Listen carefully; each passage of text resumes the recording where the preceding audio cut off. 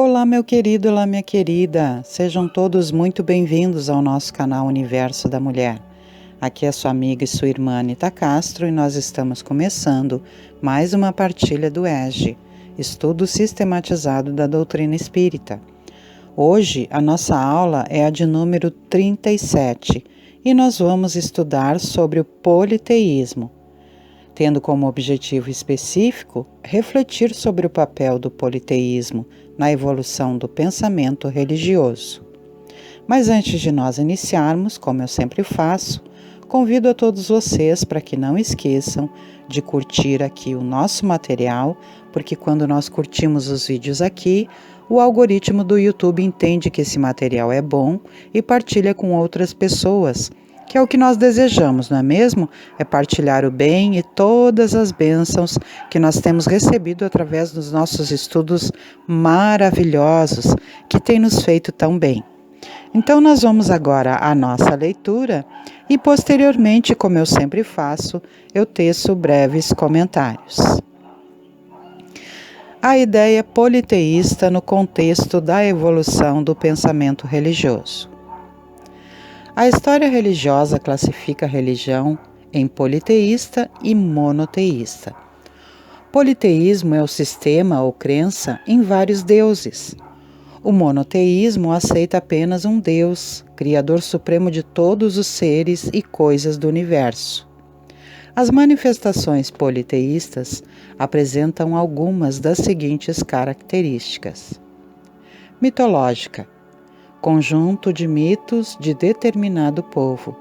Mito é um relato fantástico característico das tradições orais, geralmente protagonizado por seres que encarnam sob forma simbólica as forças da natureza e os aspectos gerais da condição humana. Fetichista, culto de objetos, fetiches, a que se atribui poder sobrenatural ou mágico. Anímica, culto da alma humana.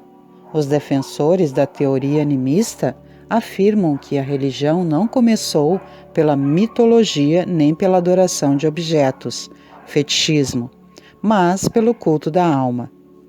Adoração dos astros ou mitologia astral. Trata-se de uma teoria desenvolvida no século XIX, segundo a qual a religião começou com a adoração dos astros, considerados sagrados pelos povos primitivos. Magia. Para alguns estudiosos, a magia é o ponto inicial da religião.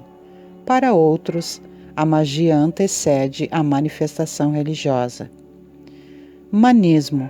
Esta característica indica que a religião nasceu do culto dos antepassados, desde o momento em que o homem começou a cultuar os seus mortos. A crença em vários deuses foi o sistema religioso inicial, porque a concepção de um Deus único não poderia existir no homem senão como resultado do desenvolvimento de suas ideias. Incapaz pela sua ignorância de conceber um ser imaterial, sem forma determinada, atuando sobre a matéria, conferiu-lhe o homem atributos da natureza corpórea, isto é, uma forma e um aspecto, e desde então tudo o que parecia ultrapassar os limites da inteligência comum era para ele uma divindade. Tudo o que não compreendia devia ser uma obra de uma potência sobrenatural. Daí a crer em tantas potências distintas, quanto os efeitos que observava. Não havia mais que um passo. Em todos os tempos, porém, houve homens instruídos que compreenderam ser impossível a existência desses poderes múltiplos a governarem o mundo sem uma direção superior e que, em consequência, se elevaram à concepção de um Deus único. Dessa forma, chamando Deus a tudo o que era sobre-humano, os homens tinham por deuses os espíritos. Daí veio que quando um homem, pelas suas ações, pelo seu gênio ou por um poder oculto, que o vulgo não lograva compreender, se distinguia dos demais, faziam dele um Deus, e por sua morte lhe rendiam culto. A palavra Deus tinha entre os antigos acepção muito ampla. Não indicava como presentemente uma personificação do Senhor da natureza. Era uma qualificação genérica que se dava a todo ser existente fora das condições da humanidade. Ora, tendo-lhes as manifestações espíritas revelado a existência de seres incorpóreos a atuarem como potência da natureza, a esses seres deram eles o nome de deuses, como lhes damos atualmente o de espíritos. Pura questão de palavras, com a única diferença de que, na ignorância em que se achavam, mantida intencionalmente pelos que nisso tinham interesse, eles erigiram templos e altares muito lucrativos a tais deuses, ao passo que hoje os consideramos simples criaturas como nós, mais ou menos perfeitas e despidas de seus invólucros terrestres. Assim, a ignorância do princípio de que são infinitas as perfeições de Deus foi que gerou o politeísmo, culto adotado por todos os povos primitivos que davam o atributo de divindade a todo poder que lhes parecia acima dos poderes inerentes à humanidade. Mais tarde, a razão os levou a reunir essas diversas potências numa só. Depois, à proporção que os homens foram compreendendo a essência dos atributos divinos, retiraram dos símbolos que haviam criado a crença que implica a negação desses atributos. Tradições religiosas do politeísmo. Em todas as épocas da humanidade, Deus jamais deixou de enviar ao planeta espíritos missionários com a incumbência de instruir espiritualmente os homens. Neste sentido, as religiões houveram de ser, em sua origem, relativas ao grau de adiantamento moral e intelectual dos homens. Estes, assaz materializados para compreenderem o mérito das coisas puramente espirituais, fizeram consistir a maior parte dos deveres religiosos no cumprimento das fórmulas exteriores. Nos tempos primevos, como na atualidade, o homem teve uma concepção antropomórfica de Deus.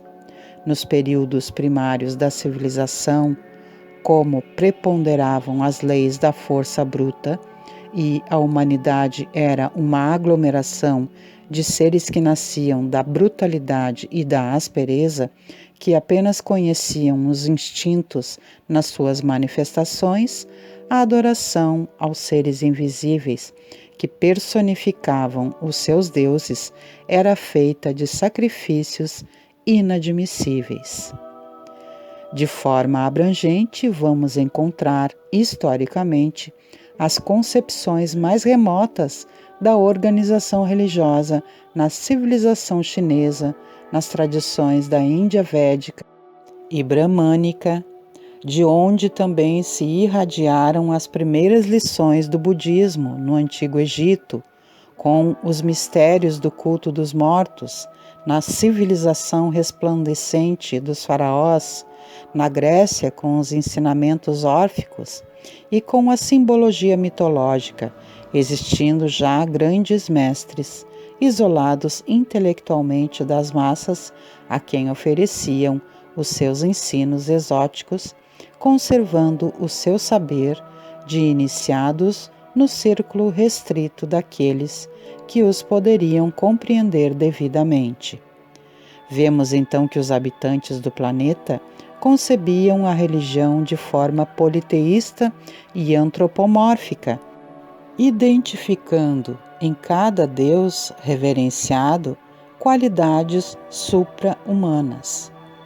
As ideias politeístas e antropomórficas aparecem na religião, na filosofia e em outras atividades culturais dos povos antigos. Destacaremos, a propósito, algumas contribuições registradas pela história. Tradição religiosa chinesa. Desde as épocas mais distantes, Jesus enviou missionários às criaturas que se organizavam econômica e politicamente entre as primeiras comunidades da Terra. É importante considerar, porém, que a tradição religiosa chinesa apresenta uma feição mais filosófica do que religiosa, propriamente dita. Daí ser nomeada como filosofia religiosa ou religião filosófica. Taoísmo. Originalmente, o termo chinês Tao significa caminho, palavra-chave de todas as antigas escolas filosóficas da China, até mesmo o confucionismo. Foi somente no século IV a.C., por intermédio de Lao Tzu e Chuang-Tzu, que o taoísmo recebeu impulso decisivo. Como religião, sabe-se que a doutrina começou a se tornar conhecida no século I a.C., quando era divulgada por sacerdotes mágicos, os quais, se julgando possuidores de poderes divinos, prometiam aos crentes a restauração da juventude, a aquisição de virtudes sobre-humanas e a garantia da imortalidade da alma. A Bíblia do Taoísmo é o Tao Te Ching, que prega a existência de 3 caminhos. A. O Tao, ou caminho da realidade íntima, refere-se ao Criador de onde brota a vida e ao qual toda a vida retorna. B. O Tao, ou caminho do universo, da norma, do ritmo da natureza. Enfim. C. O Tao, ou caminho da vida humana. Confucionismo. Emmanuel nos esclarece que Confúcio, ou Kung Fu Tze, fundador do confucionismo, na qualidade de missionário do Cristo, teve de saturar-se de todas as tradições chinesas, aceitar as circunstâncias imperiosas do meio, de modo a beneficiar o país na medida de suas possibilidades de compreensão. Suas lições estão cheias do perfume de requintada sabedoria moral. As crenças religiosas hindus. As organizações hindus são de origem anterior à própria civilização egípcia e antecederam de muito os agrupamentos israelitas, de onde saíram mais tarde personalidades notáveis, como as de Abraão e Moisés.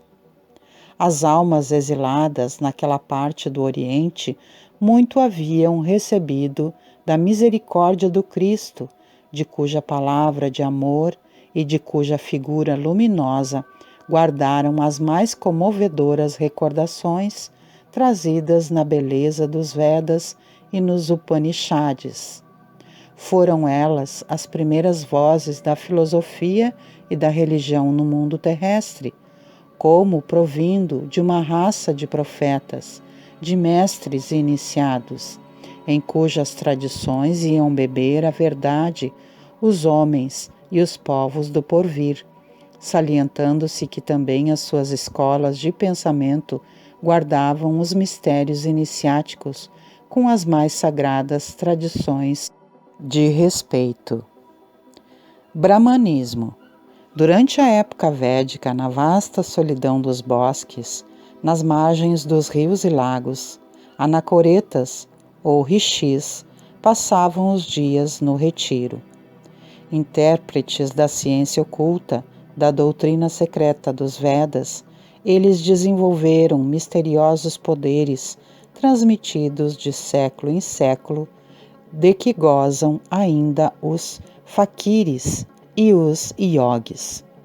Dessa comunidade de pessoas solitárias nasceu o Brahmanismo, a mais colossal das teocracias. Krishna, um Brahmane educado pelos ascetas e anacoretas nas distantes regiões do Himalaia, foi o grande reformador da religião hindu.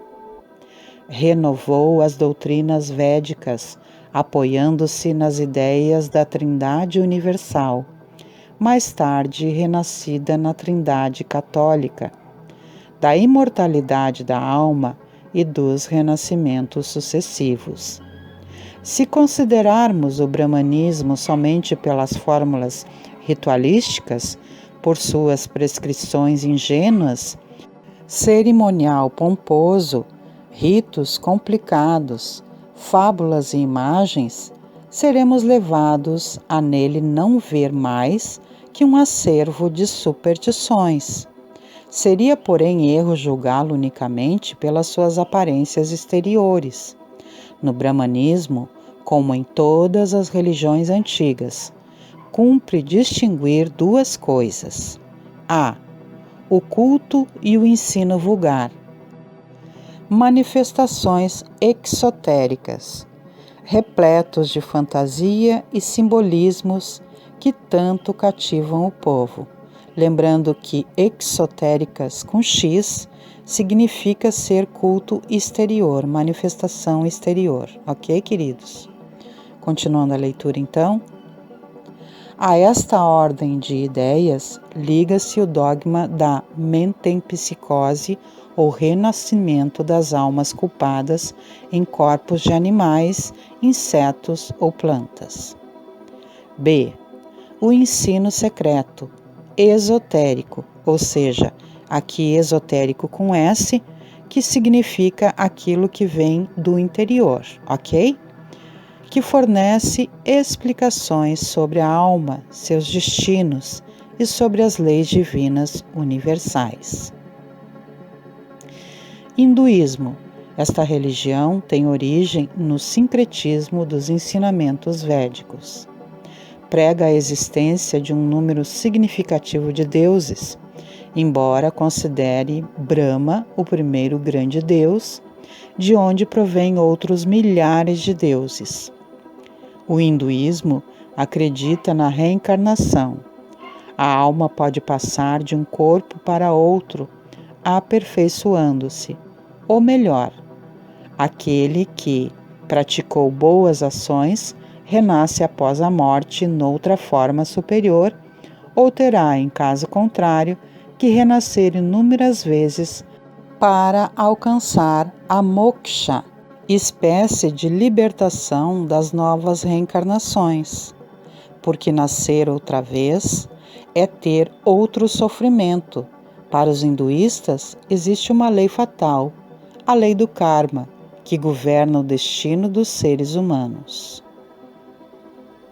O politeísmo egípcio.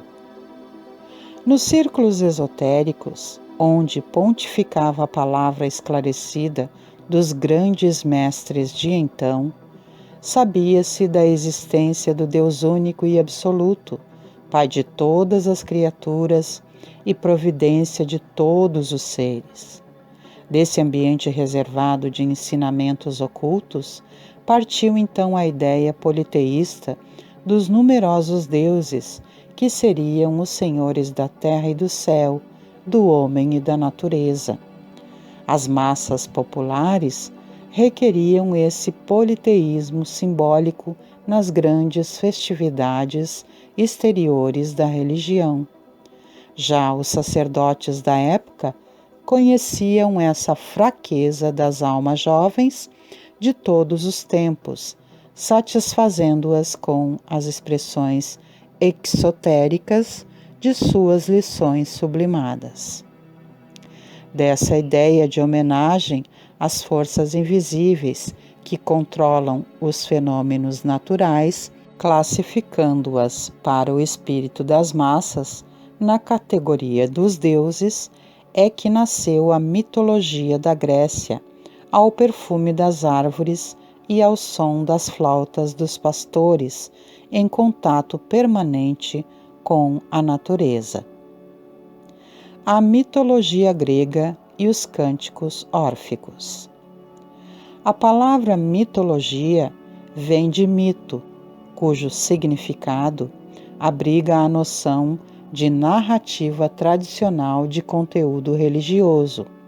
Entende-se assim por mitologia, em primeiro lugar, o conjunto de narrativas desse tipo tal como se apresentam em um ou mais povos, Em segundo lugar, o estudo das concepções mitológicas encaradas como um dos elementos integrantes da vida social. A narrativa mitológica envolve basicamente pretensos acontecimentos relativos a épocas primordiais ocorridos antes do surgimento dos homens, história dos deuses, ou com os primeiros homens, história ancestral. Contudo, o verdadeiro objetivo do mito não são os deuses nem os ancestrais, mas a apresentação de um conjunto de ocorrências fabulosas, concernentes ao legendário ou às narrativas criadas pela imaginação, com que se procurou dar sentido ao mundo e às relações entre os seres. Os cânticos órficos fazem parte da tradição religiosa ocidental. Segundo a mitologia, Zeus teve 9 filhas, denominadas musas, que dominavam a ciência universal e presidiam as artes liberais. Uma dessas musas, Calíope, patrona da poesia lírica e épica e da eloquência, desposou Eagro, o deus rio, de quem teve Orfeu, célebre cantor, músico e poeta. As belezas da harmonia e do conteúdo dos cantos e poesias órficos retratam na gnose helênica, gnose significa conhecimento sublime ou divino, o dualismo entre o bem e o mal e as noções de corpo e alma. É importante registrar que foi o pensamento mítico e a gnose helênica que forneceram os elementos para a construção da filosofia grega, a qual, por sua vez, representa a base da organização social e cultural dos povos do Ocidente. A mitologia grega e os cânticos de Orfeu, ligados à experiência religiosa, são caracteristicamente politeístas e antropomórficos, nos apresentando uma comunidade de deuses e deusas detentores de poderes supra-humanos e distribuídos numa organização hierarquicamente estruturada. Chefia de um Deus maior e todo-poderoso, Zeus ou Júpiter, ao qual estavam submetidos os demais deuses, os principais, os subalternos a estes, as divindades infernais e os heróis ou semideuses. Interessante aula esta, não é mesmo, meus queridos? E ainda para nós encerrarmos aqui esse material que vem abençoar o nosso entendimento e o nosso aprendizado, nós temos ainda uma mensagem do livro Pai Nosso, pelo espírito de Meimei, psicografia do nosso querido Chico Xavier, que vem sob o título Prece, e diz o seguinte: